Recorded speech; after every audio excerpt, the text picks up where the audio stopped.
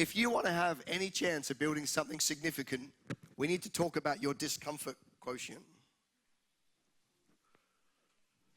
This is my motivational speech, all right? Remember that William Wallace moment, where he inspired everyone? This is mine.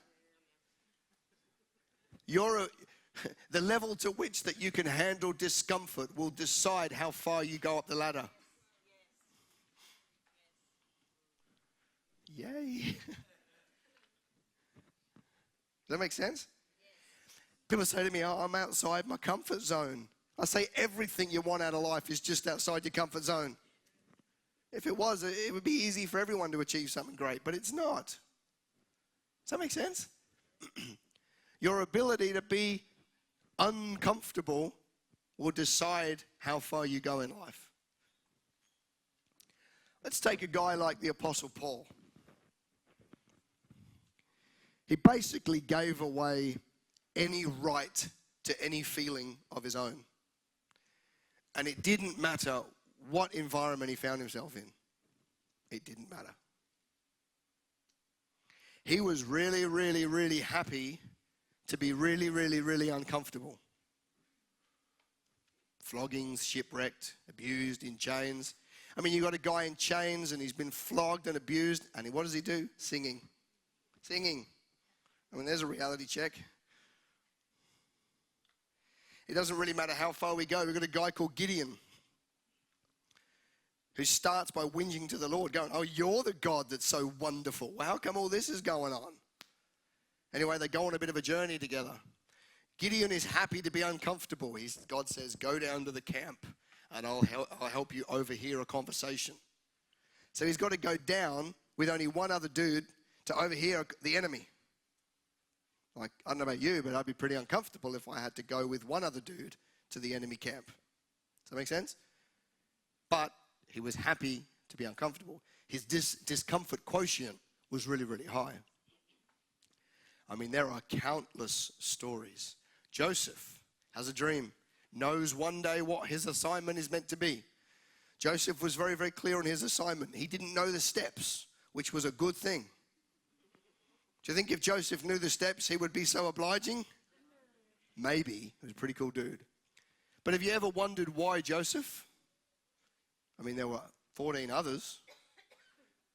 Joseph and Benjamin were the only two born out of righteousness. And Benjamin was too young because he came last. He came late. Does that make sense? You read about the other brothers. 2 were drug addicts. 2 were trying to play around with other girls. Heaps had anger management issues. It had to be Joseph. But you take a guy who goes through all of those steps and his discomfort quotient was very, very high. It didn't matter what he went through because he had his eyes on the prize. And if you want to build a business of significance of any kind, there's going to be a time when you're going to be asked to do things that you really don't want to do. It might even be public speaking. Some people hate public speaking. That statistically, people would rather die than do public speaking. I'd rather do public speaking than die. I don't get that, but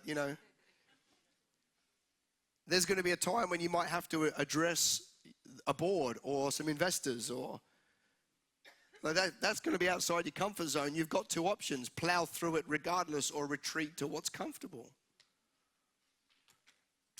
And as long as you retreat, guess what's going to happen to your business? At best, it'll just stay still. Stay the same at best, probably retreat. It doesn't make any sense to me to do that.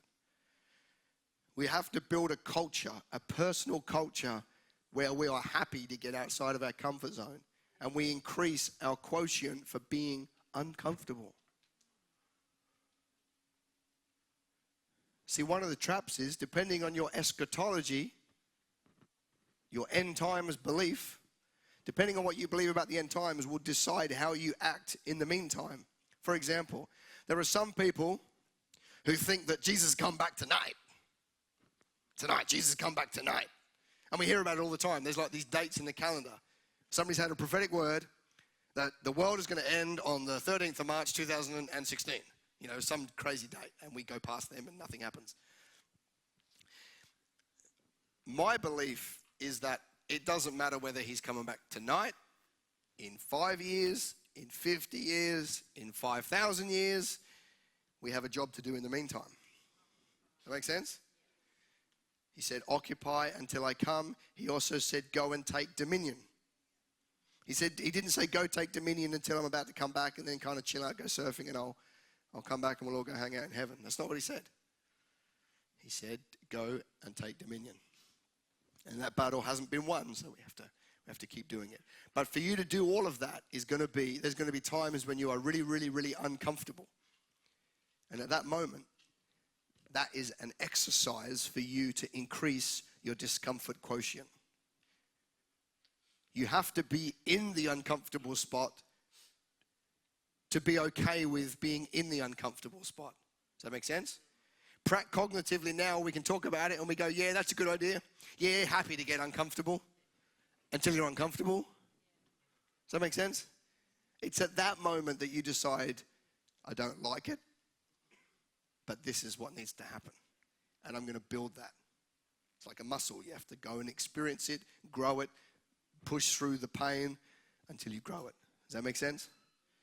It will decide where you go in life. You will only climb the ladder to the level of your discomfort quotient.